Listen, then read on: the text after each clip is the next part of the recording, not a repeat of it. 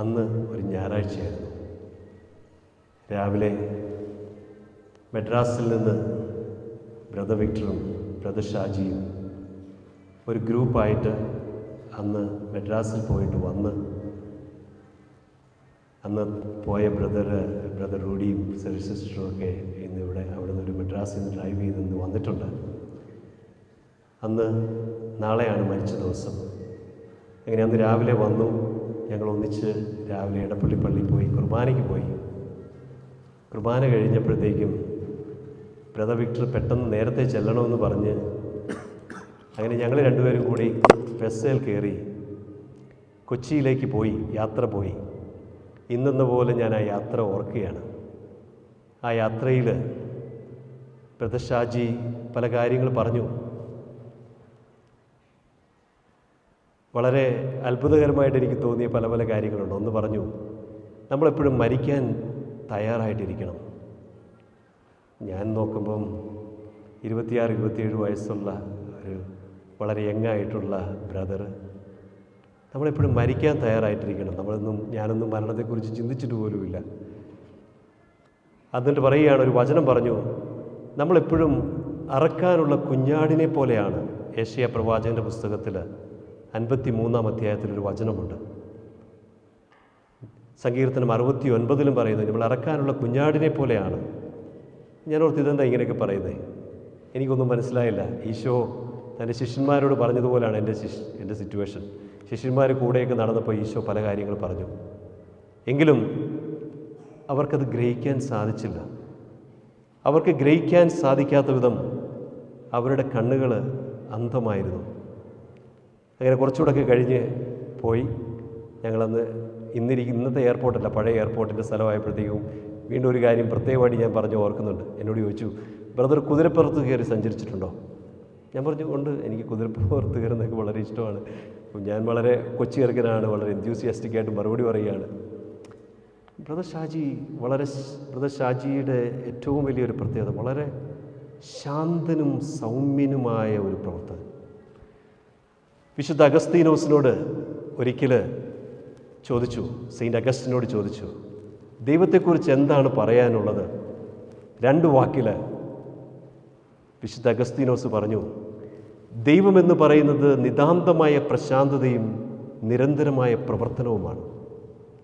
Brother ഷാജിയുടെ ജീവിതത്തിൽ നോക്കിയാലും ഇതായിരുന്നു. വളരെ ശാന്തമായിട്ട് പ്രാർത്ഥനയിൽ മുഴുകിയിരിക്കുന്ന വ്യക്തി, അൺനോട്ടീസ്ഡ് പേഴ്സണാലിറ്റി. ബ്രദർ ഷാജി എവിടെയെങ്കിലും പോയി കഴിഞ്ഞാൽ പെട്ടെന്ന് ആരും നോട്ടീസ് ചെയ്യത്തില്ല. വളരെ ഒതുങ്ങി ശാന്തമായിട്ട്. പല സന്ദർഭത്തിൽ ഒരു സന്ദർഭം ഞാൻ ഓർക്കുകയായിരുന്നു. ഒരിക്കൽ ബ്രദർ ഷാജി ഒരു പ്രസംഗത്തിന് വിളിച്ചു. അവിടെ ചെന്ന് കഴിഞ്ഞപ്പോഴത്തേക്കും ഈ അച്ഛൻ ബ്രദർ ഷാജിയെ കണ്ടപ്പോഴത്തേക്കും അച്ഛനത്ര താല്പര്യം തോന്നിയില്ല. ഈ ചെറുക്കനാണോ ഇന്ന് ഇവിടെ വചനം പറയാൻ നിൽക്കുന്നത്? പക്ഷേ അച്ഛൻ ഓൾറെഡി പറഞ്ഞ് ഇനി രക്ഷയില്ലല്ലോ എന്ന് വിചാരിച്ച് ബ്രദർ ഷാജി അവസാനം വചനം പറഞ്ഞു. വചനമെല്ലാം പറഞ്ഞ് കേട്ട് കഴിഞ്ഞപ്പം അച്ഛൻ വന്ന് ബ്രദർ ഷാജിയോട് ക്ഷമ പറഞ്ഞു. അയ്യോ, ക്ഷമിക്കണം, ഇത്രയും വലിയ ഒരാളായിരുന്നത് എനിക്ക് മനസ്സിലായില്ല. അത്ര വളരെ എളിമയും വിനയവും ലാളിത്യവും ഉള്ള ഒരു വ്യക്തിയായിരുന്നു ബ്രദർ ഷാജി. വളരെ ഗ്രേസ്ഫുൾ, പ്ലസൻറ്റ്. നമുക്ക് കണ്ടാൽ ആർക്കും ഒന്ന് ഇഷ്ടം തോന്നും. വളരെ ആ സ്മൈലിംഗ് ഫേസ്. എത്ര വലിയ പ്രശ്നം വന്നാലും എപ്പോഴും എനിക്ക് എല്ലാ പ്രശ്നമൊന്നും പറയാൻ പറ്റത്തില്ല. പല കാര്യങ്ങൾ ഞങ്ങൾ ബ്രദർ ഷാജിയോട് ഞാൻ 2 വർഷം ഞാൻ കൂടെ സ്പെൻഡ് ചെയ്ത്. ഇന്ന് ഞാൻ എന്തായിരിക്കുന്നു ആ 2 വർഷമാണ്. ഒത്തിരി കാര്യങ്ങൾ ഞങ്ങളുടെ സംഭവം നടന്നിട്ടുണ്ട്, ഒത്തിരി കാര്യങ്ങൾ ഞങ്ങൾ പറഞ്ഞിട്ടുണ്ട്. എല്ലാം ഈ ചെറിയ ഹോംലിയിൽ പറയാൻ പറ്റത്തില്ല. ഇപ്പോൾ വലിയ മലമറിക്കുന്ന പ്രശ്നമൊക്കെ ബ്രദർ ഷാജിയോട് ചെന്ന് പറയുമ്പോൾ ഒരു സന്ദർഭത്തിൽ ഞാൻ വളരെ ദേഷ്യപ്പെട്ട് വളരെ പ്രശ്നമായിട്ട് ഞാനിങ്ങനെ ഇരിക്കുകയാണ്. ബ്രദർ ഷാജി അവിടെ ഇരുന്ന്, നമുക്കൊന്ന് പ്രാർത്ഥിക്കാം. എനിക്ക് എങ്ങനെയാണ് പറയേണ്ടതെന്ന് അറിയത്തില്ല.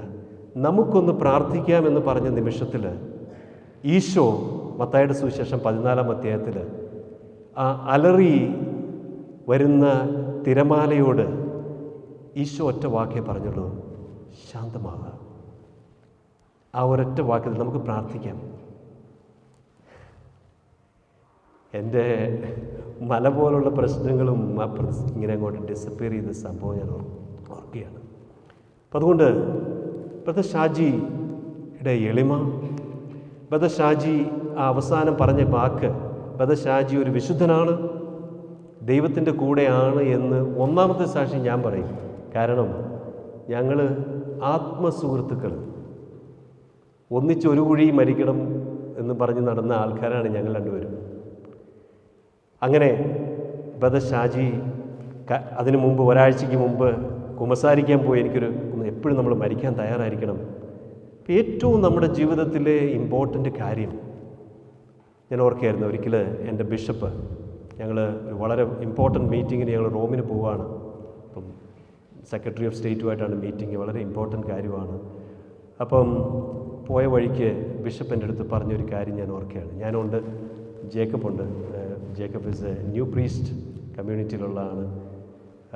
ഞങ്ങൾ റോമിലെ എയർപോർട്ടിൽ നിന്ന് പിക്ക് ചെയ്ത് ഞങ്ങൾ പോണ വഴിക്ക് ബിഷപ്പ് പറഞ്ഞൊരു കാര്യം ഞാൻ ഓർക്കുകയായിരുന്നു.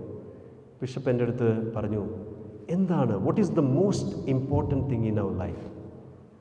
എന്താണ് നമ്മുടെ ജീവിതത്തിലെ ഏറ്റവും ഇമ്പോർട്ടൻ്റ് കാര്യം?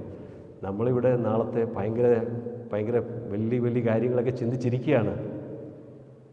നാളത്തെ മീറ്റിങ്ങിനെക്കുറിച്ച് ഭയങ്കര വലിയ ഇൻ്റർനാഷണൽ പ്രശ്നങ്ങളൊക്കെ ഉണ്ട്, ഇങ്ങനെ ഇരിക്കുകയാണ്. What is the most important thing in our life? Bishop പറഞ്ഞു. ഞാനിങ്ങനെ നോക്കുകയാണ്, എന്താണാവോ? ബ്രദർ പറഞ്ഞു, die in the grace of God. കർത്താവിൻ്റെ കൃപയിൽ മരിക്കുക എന്നുള്ളതാണ് ജീവിതത്തിലെ ഏറ്റവും ഇമ്പോർട്ടൻ്റ് കാര്യം. ബ്രദർ ഷാജി കർത്താവിൻ്റെ കൃപയിൽ മരിച്ചു എന്ന് എനിക്ക് യാതൊരു സംശയവുമില്ല. ആ ലാസ്റ്റ് നിമിഷത്തിലെ കാര്യങ്ങൾ പറഞ്ഞാൽ നിങ്ങൾക്കത് ബോധ്യമാവും. അങ്ങനെ ഞായറാഴ്ച ഞങ്ങൾ രണ്ടുപേരും കൂടെ ഫോർട്ട് കൊച്ചിയിലെത്തി. അന്ന് ഭയങ്കര തിരക്കാണ്. ഫോർട്ട് കൊച്ചിയിലെ ഇതെല്ലാം കഴിഞ്ഞു.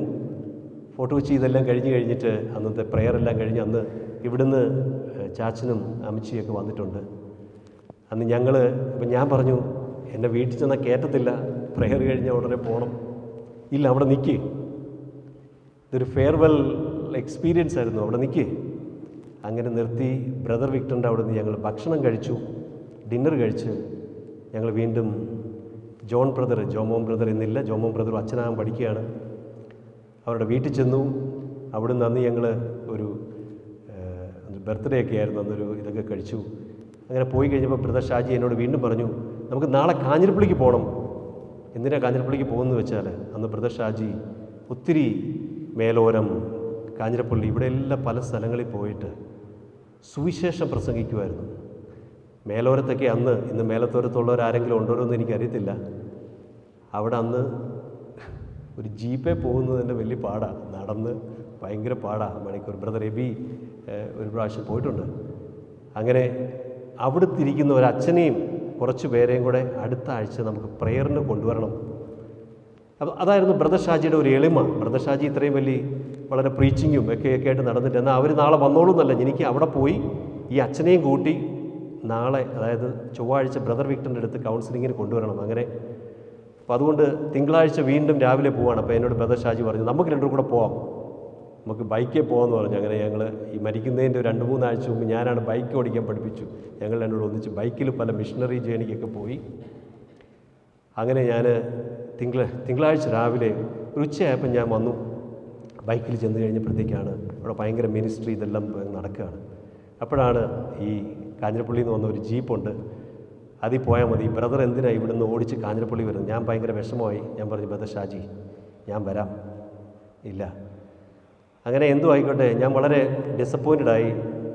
എൻ്റെ പേഴ്സണലായിട്ട് കുറച്ച് കാര്യങ്ങളൊക്കെ ഞങ്ങളെ പറഞ്ഞു. പോകാൻ നേരത്ത് കെട്ടിപ്പിടിച്ചു. ആ ജീപ്പിൽ ഞാനും ബ്രദറും കൂടെ വന്നോ, നമുക്ക് നോക്കാമെന്ന് പറഞ്ഞു. ഒരു കാല് വെക്കാൻ പോലും ഇടയില്ല, ആ ജീപ്പിലില്ല. അങ്ങനെ എന്നെ നിലത്ത് നിർത്തിയിട്ട് ഒരാൾ പറന്നുപോയി എന്ന് വേണം എനിക്ക് പറയാൻ. അങ്ങനെ ആ ജീപ്പിൽ കയറി പോയി. അങ്ങനെ ഏറ്റവും അവസാനം ഒരുപക്ഷെ ഗ്രൂപ്പിൽ നിന്ന് കണ്ട ഒരു വ്യക്തി ഞാൻ തന്നെയാണ്. കെട്ടിപ്പിടിച്ച് ഉമ്മ കൊടുത്ത് വണ്ടിയിൽ കയറി. അങ്ങനെ ഷാജി ബ്രദർ പോയി. അതായിരുന്നു ഷാജി ബ്രദറിൻ്റെ ജീവിതത്തിൻ്റെ അവസാനത്തെ നിമിഷം. അപ്പോൾ ഷാജി ബ്രദർ ദൈവത്തിനു വേണ്ടി മാത്രം മുഴുവനായി ജീവിച്ചൊരു വ്യക്തിയാണ്. എനിക്കറിയാം.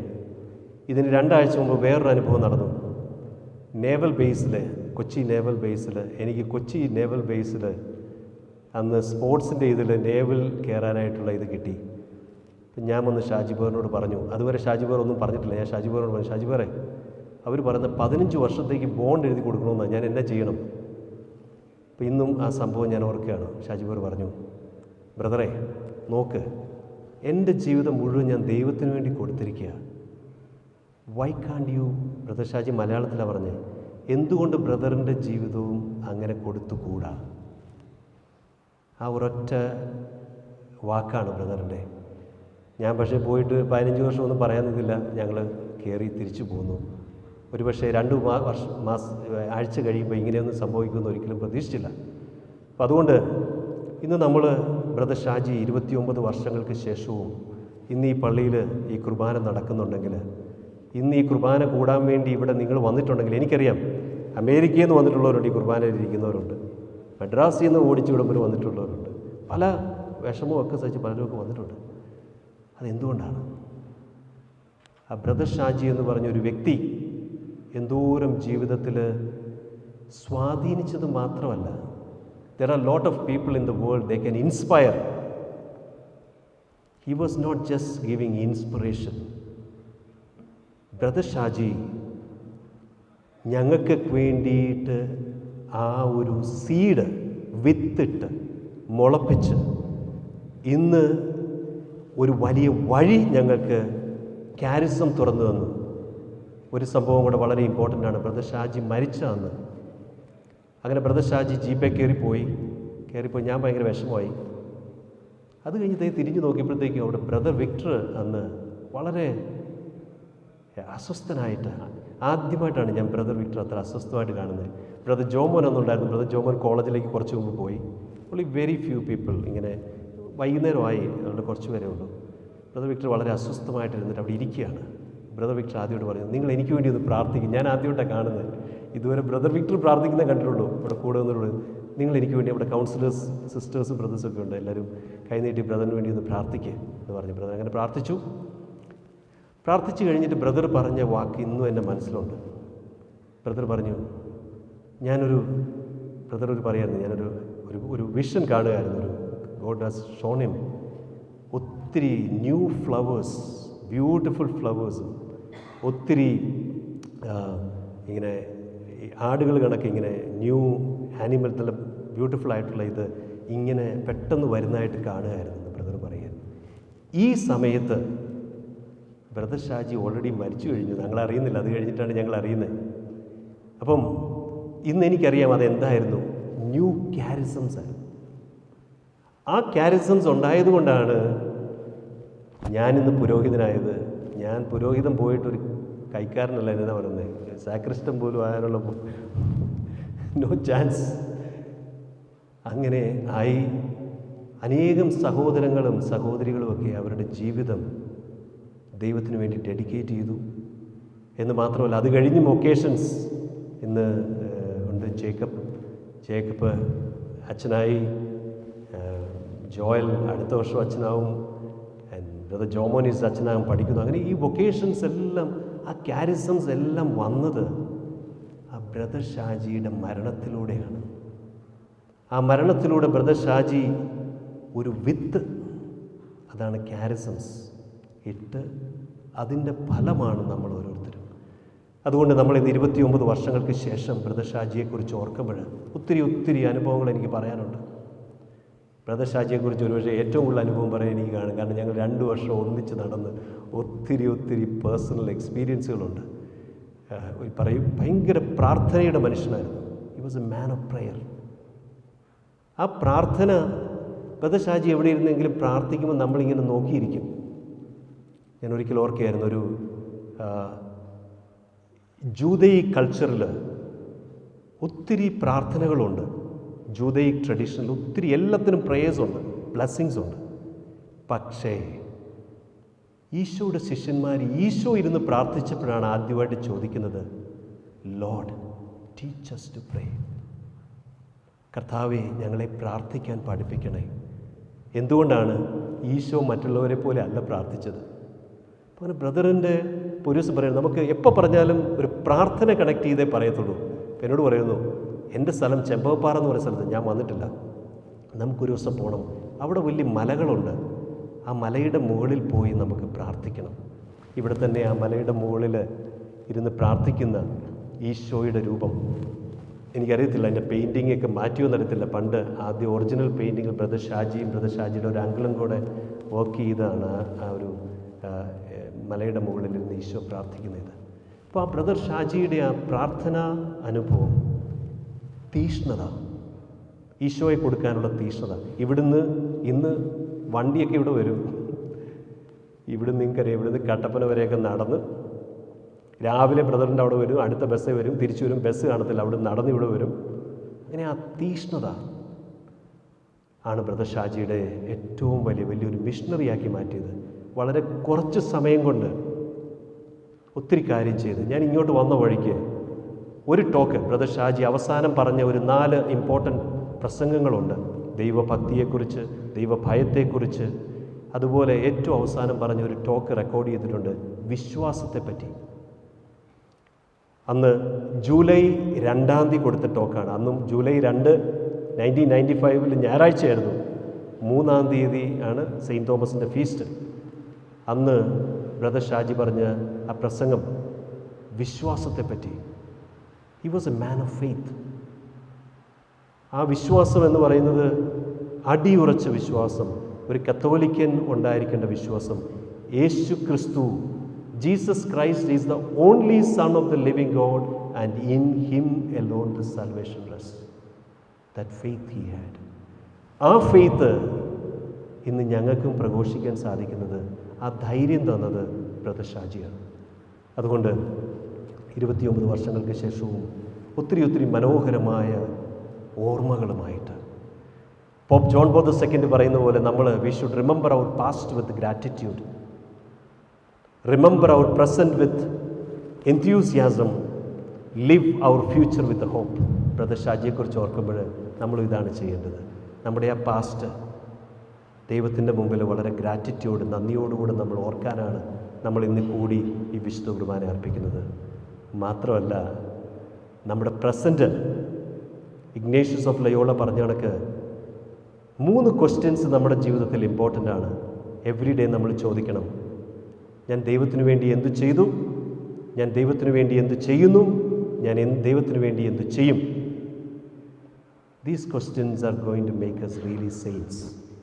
അതുകൊണ്ട് നമ്മുടെയും ജീവിതത്തിൽ ഇന്ന് ഈ വിശുദ്ധ കുർബാന അർപ്പിക്കുമ്പോഴേ നമുക്ക് ദൈവത്തോട് പ്രാർത്ഥിക്കാം. ആ ബ്രദറിനെ പോലെ എളിമയോടും വിശുദ്ധിയോടും വിശ്വസ്തയോടും കൂടെ, ആ വിശ്വസ്തത, കത്തോലിക്ക സഭയോടുള്ള വിശ്വസ്തത, സ്പിരിച്വൽ ഫാദറിനോടുള്ള വിശ്വസ്തത ബ്രദർ ഷാജിക്ക് അതുണ്ടായിരുന്നു. അതുകൊണ്ട് ദൈവം ആ ബ്രദർ ഷാജിനെ, അനേകം പേർക്ക് വേണ്ടിയിട്ട് ബ്രദർ ഷാജി മരിച്ചു, എനിക്ക് യാതൊരു സംശയമില്ല. അതുകൊണ്ടാണ് ഞാൻ ഇന്നിവിടെ നിൽക്കുന്നത്. അനേകം ഞങ്ങളന്ന് കൊച്ചു പിള്ളേരാണ്, യൂത്ത്, 17 വയസ്സ് 18 വയസ്സുള്ള കൊച്ചു പിള്ളേർ. ഇന്ന് ഞാൻ പറഞ്ഞു വന്നത്, ആ ബ്രദർ ഷാജിയുടെ പ്രസംഗം ഞാൻ കേട്ടിട്ട് ഞാൻ വന്ന വഴി ബ്രദർ എബിയോട് പറഞ്ഞു, മൈ ഗുഡ്നസ്, ഇത്രയും വർഷങ്ങൾക്ക് ശേഷം നമുക്കങ്ങനെ ഒരു പ്രസംഗം പറയാൻ പറ്റത്തില്ല. അത്രയും ഡെപ്തുണ്ട് ആ പ്രസംഗത്തിന്, അത്രയും ഡെപ്തുള്ള പ്രസംഗം. ഒരു തിയോളജി പഠിക്കാൻ പോയിട്ടില്ല, ഒരു വലിയ ഓക്സ്ഫോർഡ് യൂണിവേഴ്സിറ്റിയിലും ഹാർവേഡ് യൂണിവേഴ്സിറ്റിയിലൊന്നും പഠിക്കാൻ പോയിട്ടില്ല. പക്ഷേ ദൈവിക ജ്ഞാനം ഉണ്ടായിരുന്നു. അതുകൊണ്ട് നമുക്കും ഈ വിശുദ്ധ കുർബാനയിൽ നമുക്ക് ദൈവത്തോട് പ്രാർത്ഥിക്കാം. ഏറ്റവും അധികം എളിമയോടുകൂടെ മിക്ക 6:7 പറയുന്നുണ്ട്, walk humbly with our Lord. ഈശോയോടുകൂടെ, ആ എളിമയോടുകൂടെ ഈശോ ഏൽപ്പിച്ച ദൗത്യം എനിക്കും നിങ്ങൾക്കും തന്നത് ഒരുപക്ഷെ നിസ്സാരമായിരിക്കാം, പക്ഷേ അത് ദൈവത്തിന് മുമ്പിൽ വളരെ വിലപ്പെട്ടതാണ്. അത് ചെയ്യാനുള്ള കൃപയ്ക്ക് വേണ്ടി നമുക്ക് ഇന്നത്തെ ദൈവത്തെ കൃപയിൽ പ്രാർത്ഥിക്കാം. അനേകം വൊക്കേഷൻസ് നമ്മുടെ ആ ബ്രദർ ഷാജി ഈ ക്യാരിസത്തിൽ നിന്നുണ്ടാകാനും സഭയ്ക്ക് ആ വൊക്കേഷൻസ് പ്രയോജനം ചെയ്യാനും വേണ്ടി നമുക്ക് ഇന്നത്തെ വിശുദ്ധ കുർബാനയിൽ നമുക്ക് ദൈവത്തോട് പ്രാർത്ഥിക്കാം. അതുപോലെ നമുക്ക് നന്ദിയുള്ളവരായിരിക്കാം. ഇങ്ങനെ ഒരു വലിയ എളിമയുള്ള, ഹമ്പിളായിട്ടുള്ള, സിമ്പിളായിട്ടുള്ള ഒരു സഹോദരനെ നമുക്ക് നൽകിയ ദൈവത്തിന് നന്ദി പറഞ്ഞ് ഈ വിശുദ്ധ കുർബാന നമുക്ക് ദൈവത്തിന് അർപ്പിക്കാം.